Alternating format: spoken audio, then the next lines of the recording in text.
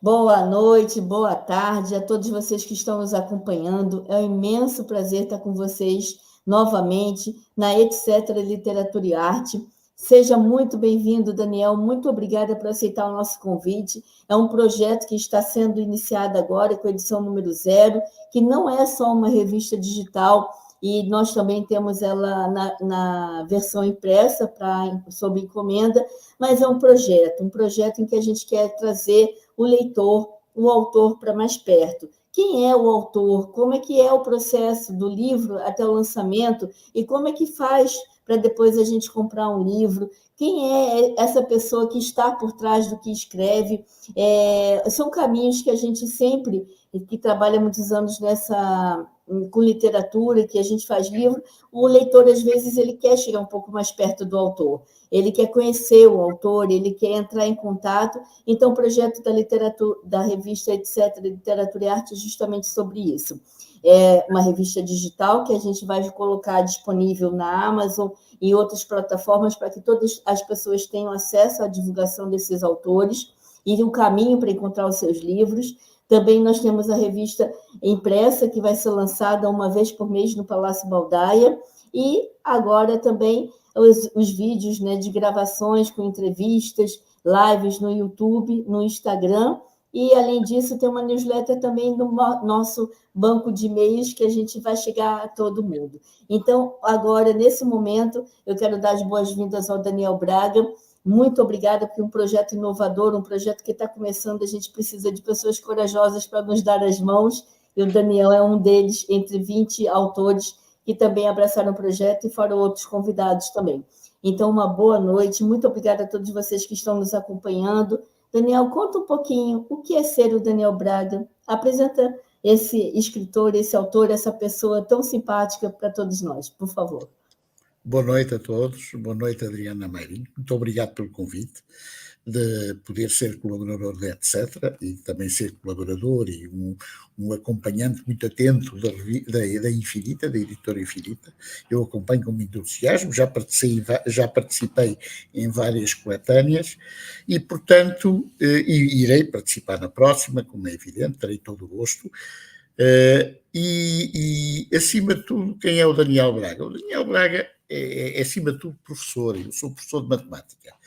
Um professor de matemática que, por acaso, gosta das letras e sempre gostei de escrever, gosto de ler, gosto muito de ler e gosto muito de discutir e de comentar tudo o que se passa à minha volta. Portanto, eu, no fundo, já há muitos anos que participo em tertúlias, não só de poesia, mas de outro tipo também, até tertúlias políticas e tudo, participei quase sempre. Portanto, eu sou aquilo que se chama um cidadão ativo e, portanto, agora ultimamente comecei a fazer de forma dispersa alguns poemas e esse número foi aumentando à medida que o tempo ia passando e as pessoas encorajavam. Porquê que tu não publicas? Eu publico tudo no Facebook, agora já não publico tanto, mas disseram, não ponhas tanta coisa no Facebook, reserva-te um bocadinho e tal. E eu disse, bom, então por que não este encorajamento para fazer o livro? E fiz com uns amigos aqui, com uma editora aqui do Porto, dos amigos de amigos meus, da Marisa Pedrosa e do Rubén Zacarias, que é um excelente artista moçambicano, depois vocês vão ter, aliás, autor da capa do meu livro, e o meu livro, que é o único por enquanto que tenho, chama-se Gente que Sente. Está aqui, eu nem sei onde é que pôr. Pronto, é este, Gente que Sente. Desculpem lá. Pronto, isto de jogar com as câmaras não é fácil. E, portanto, está aqui, Gente que Sente. É um livro de poemas, tem aqui a contribuição e a colaboração de muitos amigos, uns também que escrevem, o Carlos Cruzadas, a própria Marisa Pedrosa, a Graça Amiguinho, e também um testemunho muito pessoal da minha irmã, da Margarida Braga, que também deu a sua contribuição e com muito carinho a este meu primeiro livro. O Gente que Sente é, acima de tudo, uma descrição de sentimentos. Eu sou uma pessoa muito observadora Eu, como não conduzo, digamos, uso muito os transportes públicos, e nos transportes públicos nós vamos ouvindo coisas, ouvindo histórias, observando as pessoas, e a partir e observando as coisas e a cidade. Eu, acima de tudo, moro no Porto, portanto, estou no Porto e vou observando tudo. E isso vou registando tudo o que observo. E, no fundo, este primeiro livro é um bocado isso, não é? O analisar, a análise profunda de tudo aquilo que eu sinto no meu dia-a-dia.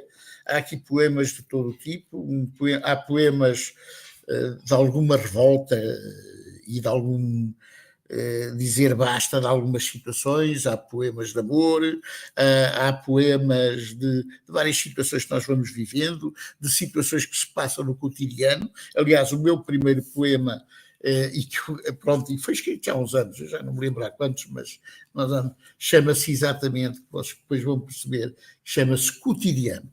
Cotidiano, olhares no tempo de um viajante solitário. Isto não é mais do que depois quem lê, depois posso ler mais adiante o livro, não é mais que uma viagem de táxi.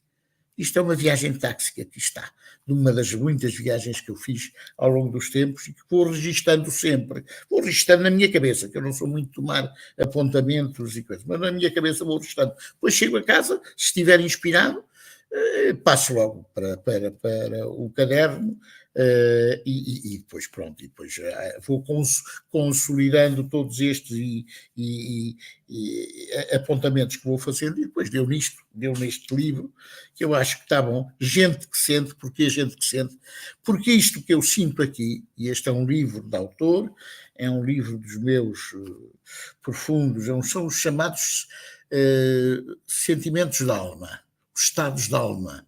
Mas estes estados de alma podem ser generalizados a muita gente. Por isso é que eu dei este título. Eu quis ser uma espécie de um transmissor anónimo de muitos sentimentos que se passam nas pessoas, que se vão cruzando connosco. E, portanto, é isso, essencialmente isso. Por isso este título tão genérico, Gente que Sente. Portanto, gente que sente, podia ser eu, pode ser a Adriana, pode ser outra pessoa qualquer, outro autor qualquer. É aquilo que nós vamos observando no nosso dia-a-dia, os nossos estados de alma. Umas vezes estamos bem dispostos, outras vezes estamos menos bem dispostos, mas tudo isso eu procurei transmitir para este livro, para este meu primeiro livro. Essencialmente isso.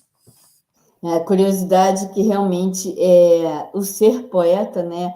Ele consegue atingir, chegar próximo de todos que têm acesso à leitura, à poesia, a um livro, porque a gente se identifica muito, né, nesse estado de alma, como você diz. E, Daniel, dentro desse seu percurso com o seu livro, o que você tem de interessante nessa sua trajetória que você gostaria de partilhar com a gente, de contar para a gente? Qual é a história que você mais gosta de contar sobre essas suas vivências? Olha, há muito aqui. Eu não lhe sei escolher qual é. Tem uma variedade tão grande de, digamos, de estados de alma. Há aqui poemas que levam muito ao sentimento. Há aqui algumas, uns nem publiquei, porque, enfim, eram muito, muito próprios, mas há aqui alguns, por exemplo, que falam sobre a guerra. E a guerra agora, infelizmente, não é só a guerra da Ucrânia, também é a guerra de Gaza, de Israel com os palestinianos, que infelizmente as coisas não estão melhores e cada vez se agravam mais. E, portanto, todos esses apontamentos que eu transportei aqui para o livro foram apontamentos que me marcaram, foram poemas que me marcaram. Mas eu tenho aqui depois tenho descrições. Repare, eu também faço voluntariado. Já observo muito e fazem muita impressão os sem-abrigo. E eu também já escrevi um bocadinho, descrevi um bocadinho sobre isso. Há aqui um poema que, por acaso, é grande, é este que eu mais gosto, deixe-me ver. É o chamado Quem Morreu. Quem morreu? Alguém. Isto, no fundo, é a descrição pura daquelas pessoas que não são importantes mas que morrem, acabam por morrer, e quando morrem ninguém lhes diga nenhuma, estão no anonimato, completamente no anonimato, e muitas vezes despojados de qualquer dignidade. E eu transportei isso para este meu livro através desse poema que é muito grande, e esse poema talvez foi aquele que me tivesse batido forte.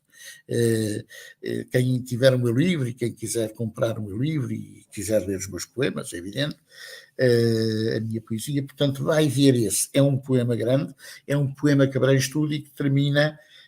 Eu tenho a mania, e se calhar agora eu não pus, mas foi por escolha minha, não paginei este livro. Não paginei por vontade própria, mas já estou um bocadinho arrependido que devia ter paginado isto.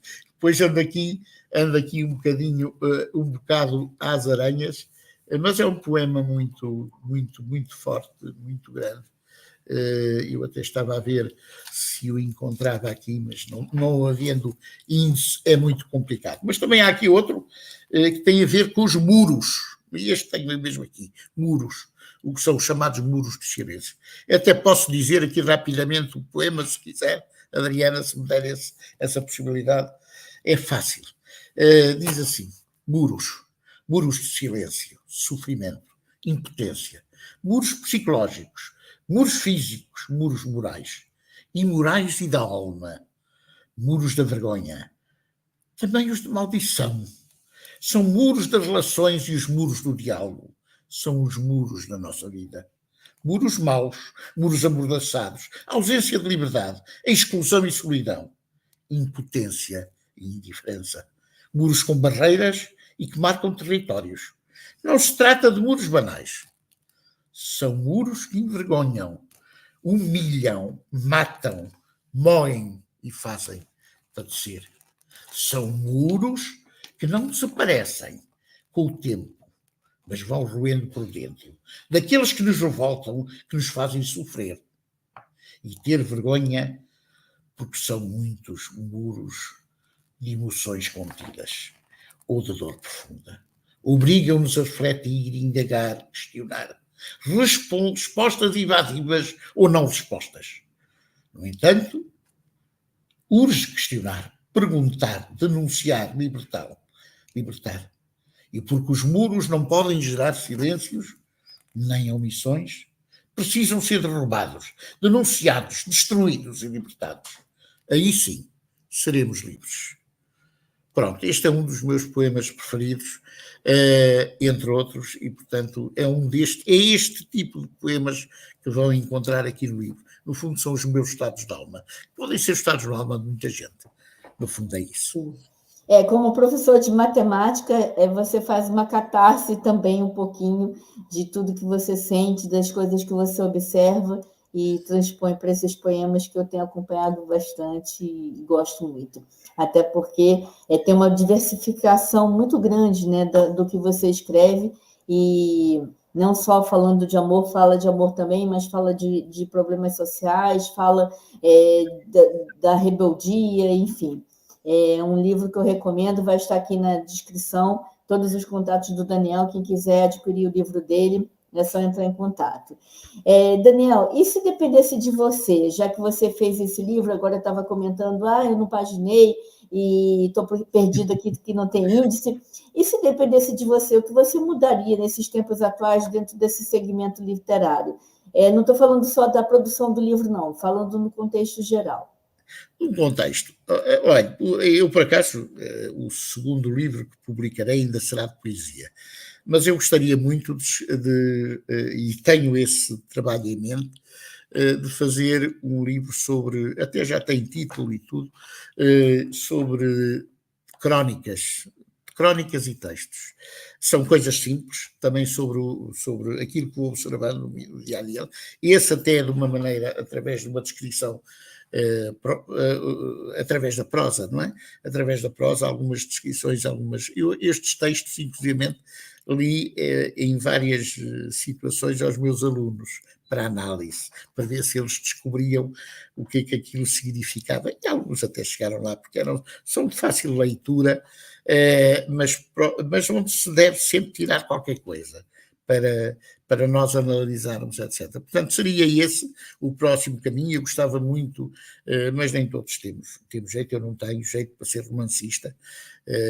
Acho que me perderia aí no meio algures e, portanto, seria um caminho que se calhar eu nunca tomaria. Não. Portanto, entre a poesia, a crónica e o texto, andará por aí a minha escrita. Portanto, mudar, o que é que eu mudaria?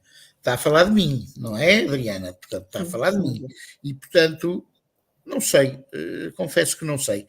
Se calhar este livro de poesia que eu estou a tentar fazer é um bocadinho diferente, não mais do mesmo, para as pessoas não julgarem que agora andamos sempre aqui a bater nas desgraças e a falar das desgraças. Não, é um bocadinho diferente. E, portanto, é falar um bocadinho mais de mim. Este foi a falar um bocadinho mais da nossa sociedade, não é? Do que se passa à nossa volta, digamos. De mim, mas o que se passa à nossa volta. Agora vou falar um bocadinho mais de mim. É essencialmente isso.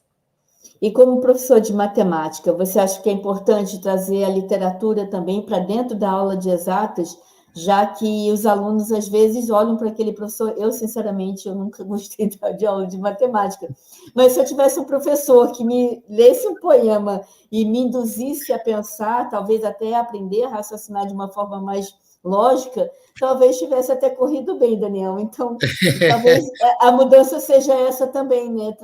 Mudar e transformar o mundo de uma forma que as coisas pudessem estar interligadas, não é isso? É evidente, como professor de matemática, é evidente, obriga-me a ser um bocadinho mais racional nas coisas. E eu também tenho poemas de matemática, são uma série deles. E, aliás, este até tem mais, onde me descreve a matemática e até brincando com a matemática. Eu tenho alguns poemas muito engraçados. Aqui, por acaso, no livro tenho só um, mas é muito grande, que é este, que aqui está, Emoções Matemáticas.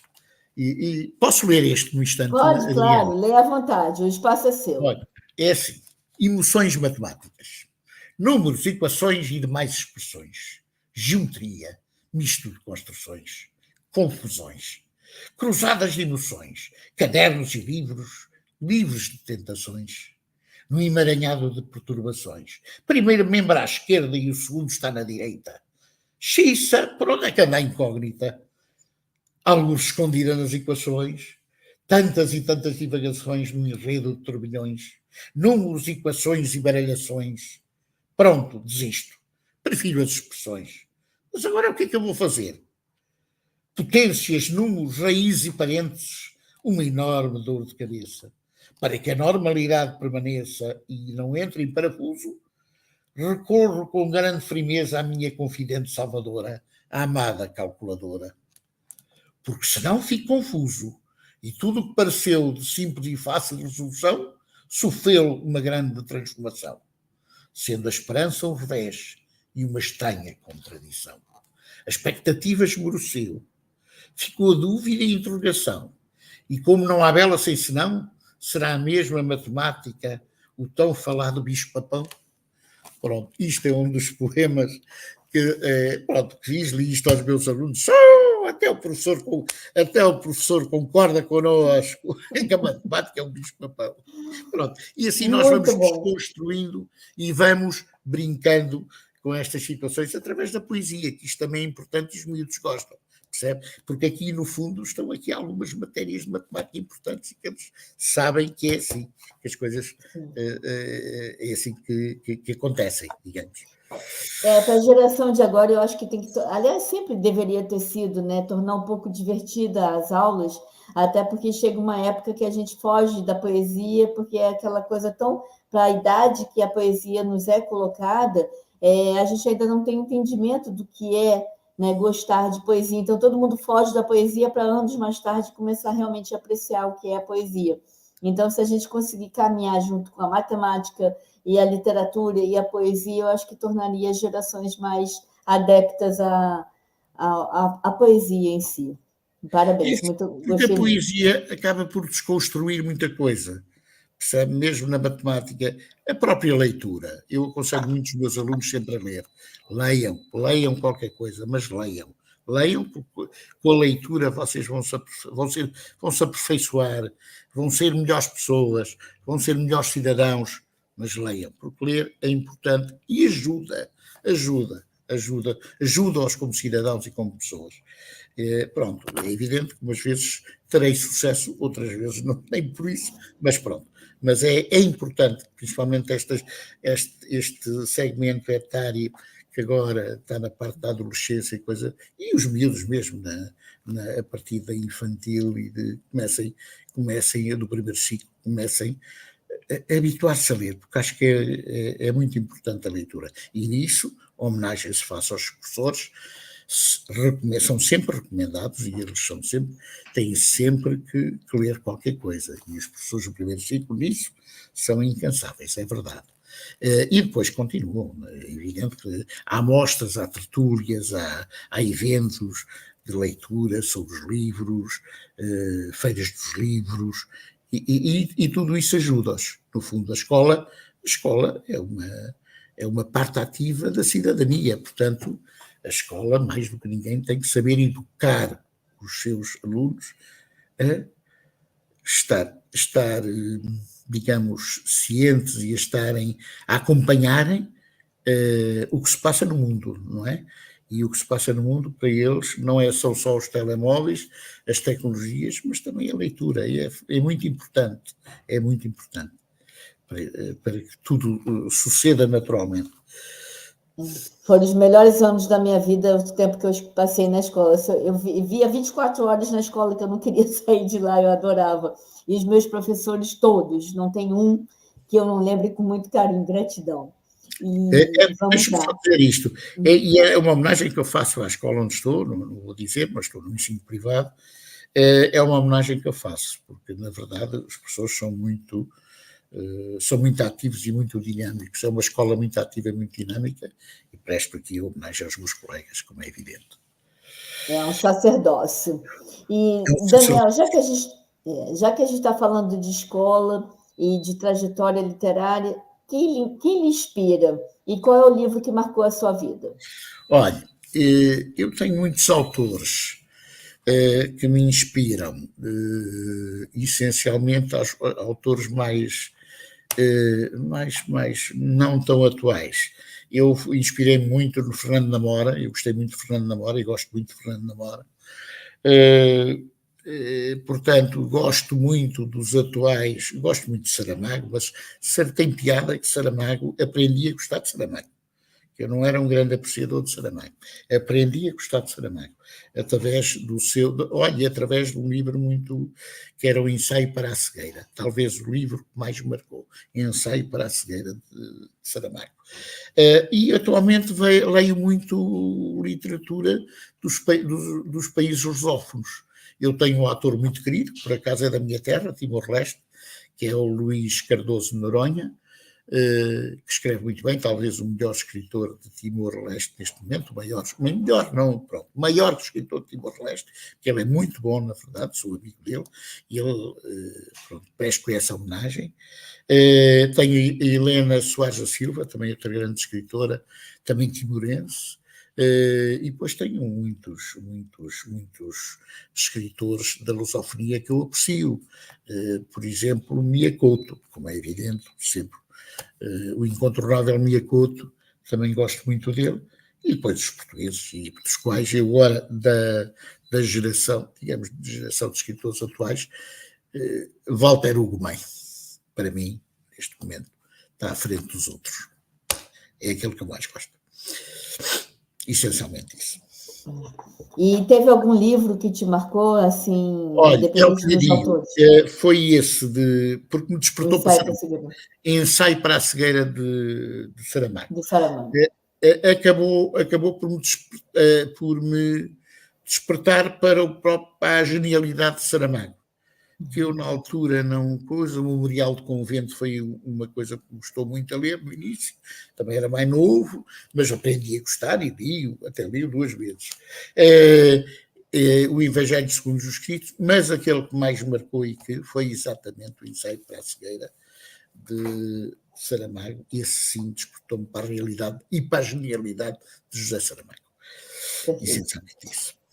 Daniel, você que vem de Timor e tem tantos contatos também, né, da escrita, eu não tenho acesso. É engraçado, a gente trabalha há tantos anos com Conexões Atlânticas, e tem pessoal de Cabo Verde, São Tomé e Príncipe, Angola, Guiné-Bissau, Moçambique, e de Timor ninguém.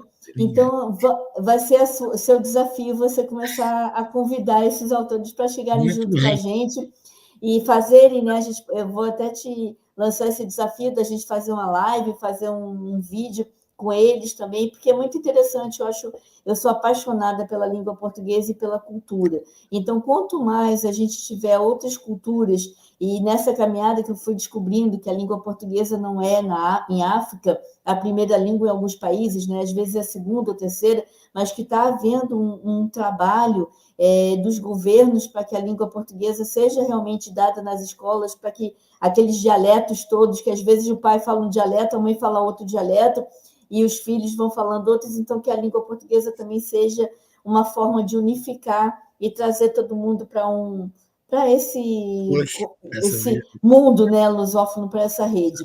Então, você está convocado para trazer os seus conhecidos e amigos para um momento como live, enfim, porque eu acho muito importante a gente trocar conhecimento, acho que fica tão rico, né, quando a gente cria essa rede entre os povos e falando a mesma língua.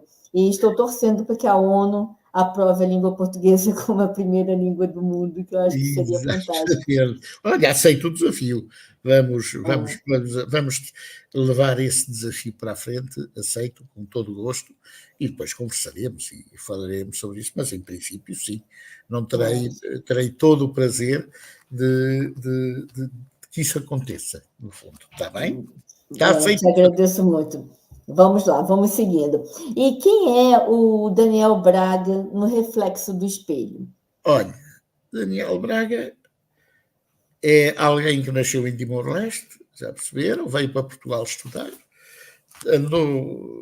andou a tirar engenharia, mas não concluiu, depois tirou mais tarde matemáticas, cujo curso gostou, foi para a vida profissional como professor, e como professor, aliás, uma profissão que me entusiasma imenso, talvez a minha área predileta, no fundo, eu adoro ser professor, adoro ensinar, e portanto, e que vai acabar, mais dia menos dia, a docência enquanto professor, porque é evidente que a reforma aproxima-se, não faltará muito tempo, e portanto depois estará disposto e aberto a fazer outras coisas também.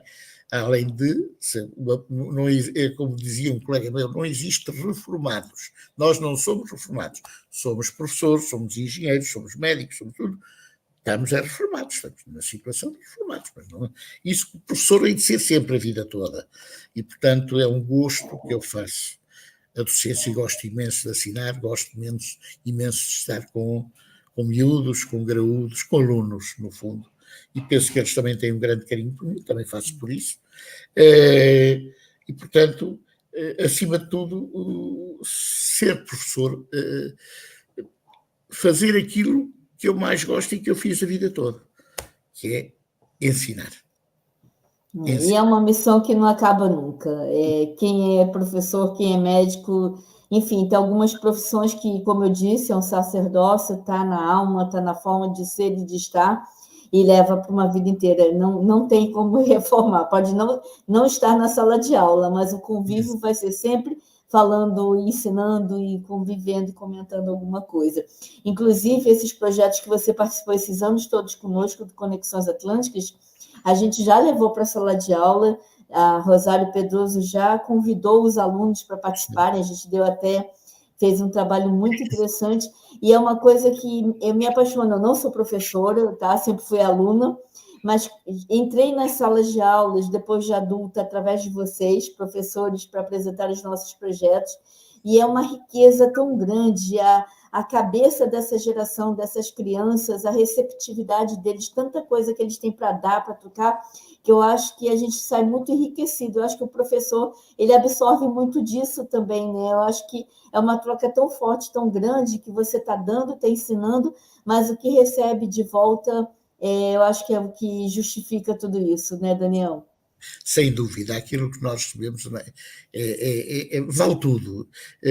Vale as horas de angústia, vale os desânimos, no fundo, vale tudo. O ser reconhecido pelo dizer obrigado, obrigado, professor. A palavra obrigado, professor, para mim é de um significado tremendo.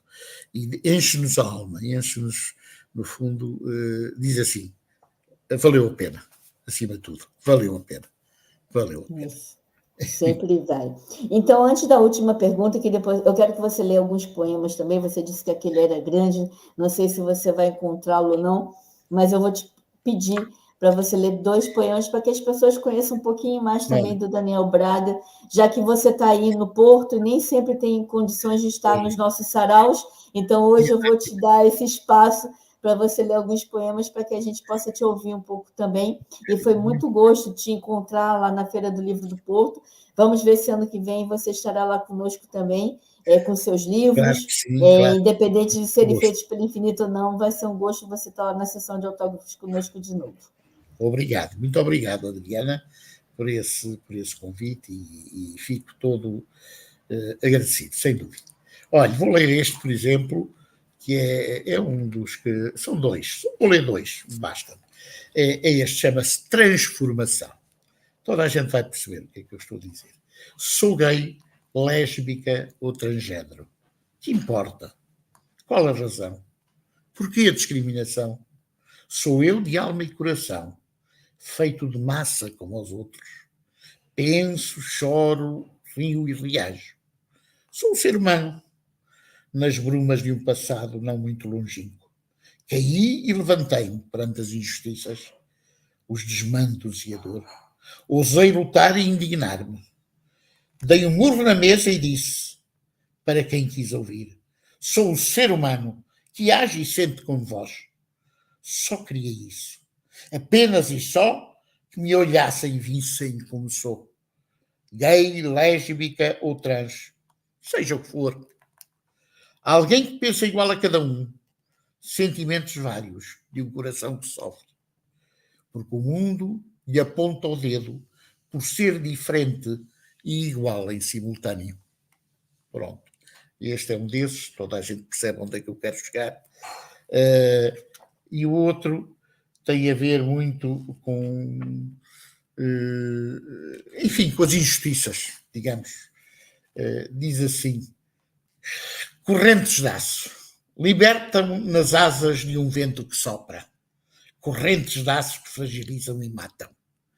Nas fugazes loucuras de um tempo que cobra momentos de dor que na alma perduram. Sons cadenciados que ressoam e replicam. Ecos repetidos em tons desesperados. Memórias negras que não esquecem nem apagam. Pensamentos e horrores para sempre silenciados. Correntes de aço. Esgares intensos, dentes cerrados. Pés que se arrastam. Grilhões que magoam. Na ousadia de sofrimento, gritos de identidade. Presos, escravos, a cor da atrocidade, que mói, corrói e atrofia a liberdade. Correntes que machucam, diminuem e maltratam.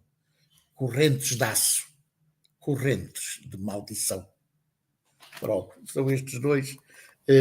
Não sei se quer que eu leia mais algumas, se calhar. Sim, quero sim, que na hora que você estava lendo, eu troquei aqui o vídeo, então, para te deixar em tela grande, justamente para te dar esse destaque que eu acho merecido. Então, pode ler mais um poema, depois eu venho com uma pergunta, depois você lê mais um. Exato.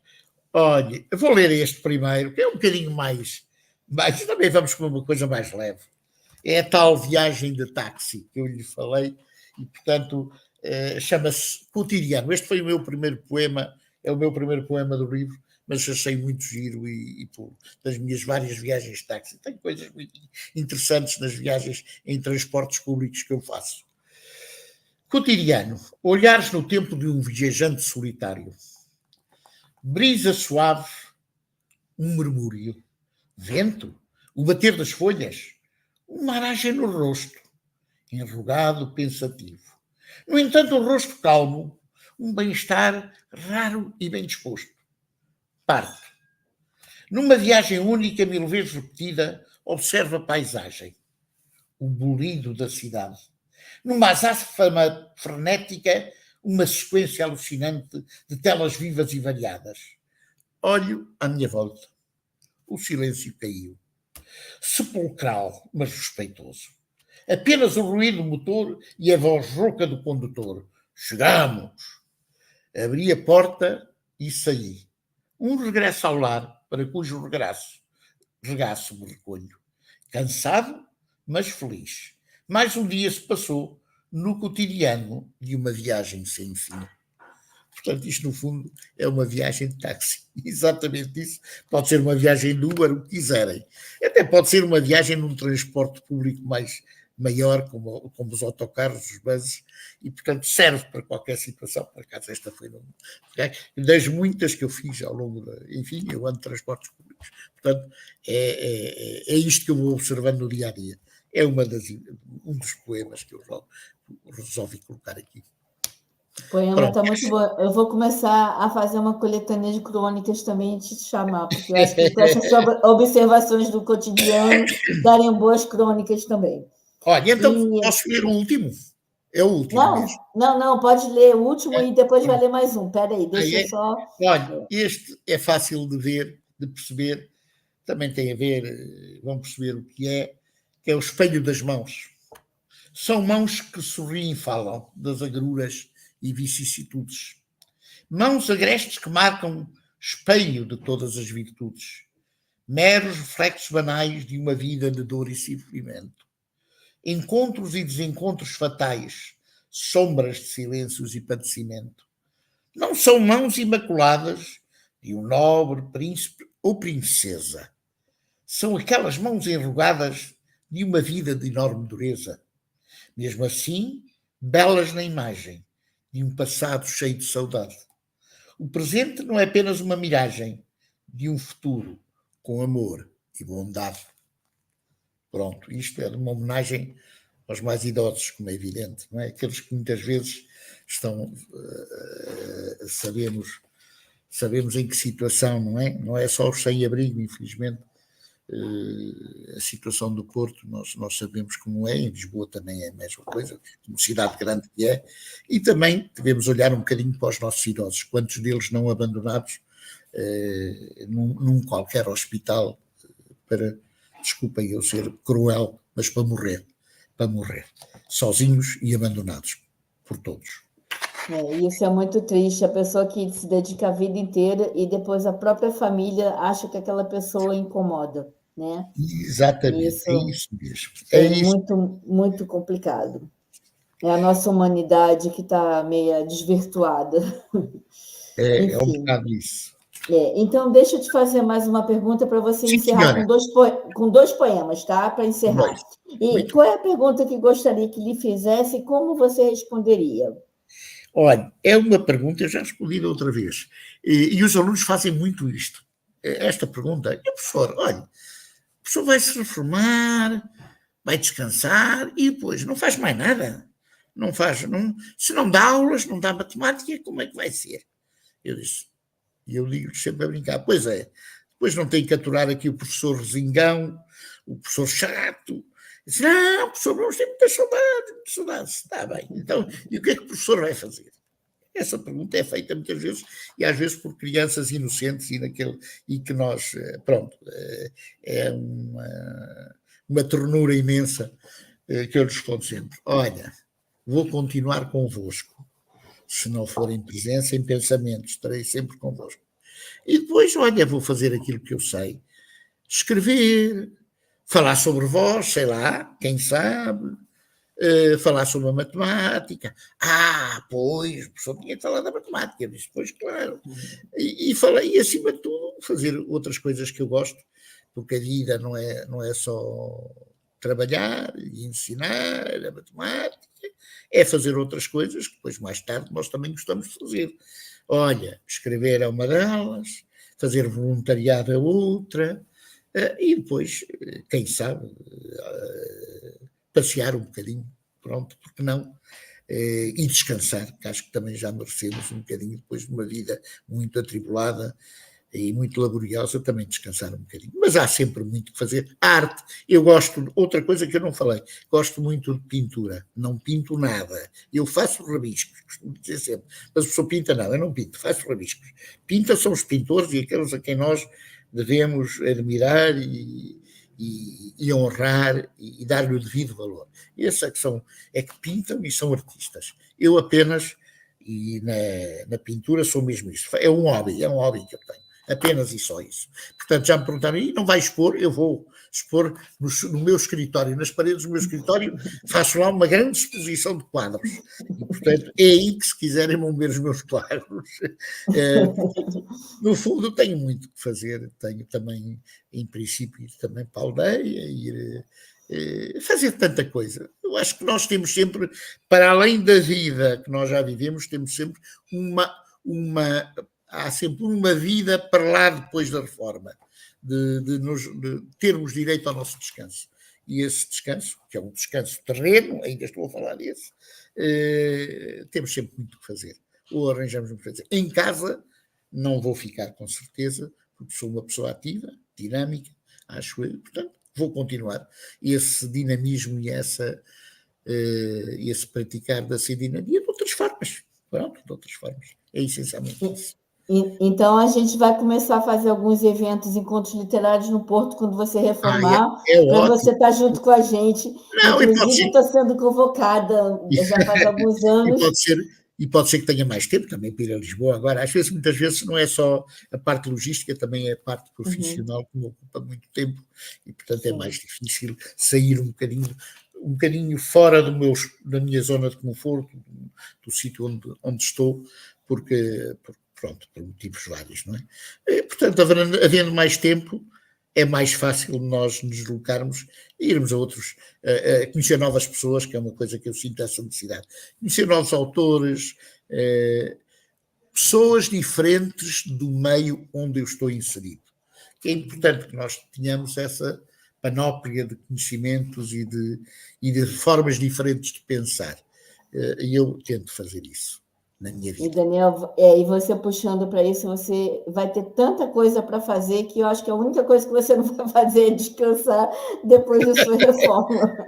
Descanso de outra maneira, sabe? Descanso de outra maneira. A gente descansa uma parte do cérebro e ativa outra parte do cérebro.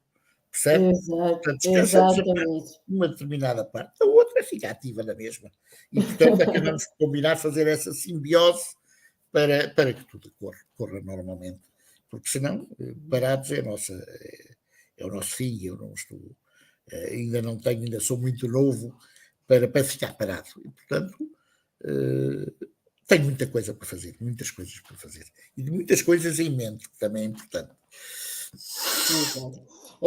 Essa nossa pequena conversa, vocês só tiveram algumas perguntas, só para a gente ter um fio condutor, para o autor falar um pouco sobre si, mas na revista vocês vão conhecer um pouco mais sobre o Daniel e todos os caminhos, na descrição já vai ter, mas todos os caminhos para você chegar também a esse senhor que daqui a pouco vai virar artista plástico, vai virar não só poeta, mas também daqui a pouco está escrevendo crônicas e um romance. Daqui a pouco está o Daniel lançando livro sobre os anos todos de escola, o que foi a trajetória de vida dele.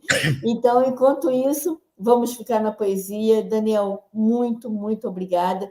Dia 3 de novembro, estaremos lançando a nossa revista. Se você não puder estar conosco, eu faço questão de brevemente a gente estar no Porto também, levando, porque eu já estive em Vila Real, já estive em Santa Maria da Feira, em vários lugares que eu acho que Portugal é tão rico, é tão bonito, e eu aproveito um pouquinho para passear enquanto a gente vai conhecendo essas pessoas fantásticas que a gente vai buscando, não só Portugal, claro que é onde eu estou, mas a gente tem conhecido tanta gente interessante nesses anos todos, né? Eu tive que sair do Brasil para conhecer estados que eu pessoalmente nunca tive enquanto eu morava lá. E a gente, com essa coisa da rede social, da internet, a gente chega aonde quer que a gente possa estar, não tem limites, não tem fronteiras, e isso é um gosto, e um gosto maior ainda poder estar aqui com você e as pessoas também conhecerem um pouquinho do Daniel. e ouvir seus poemas. Então, agora eu vou deixar com você. Muito obrigada a todos vocês que estão nos ouvindo. Daniel, mais uma vez, muito obrigada por esse momento. Vou deixar com você o encerramento, com seus poemas, e Pronto. até breve.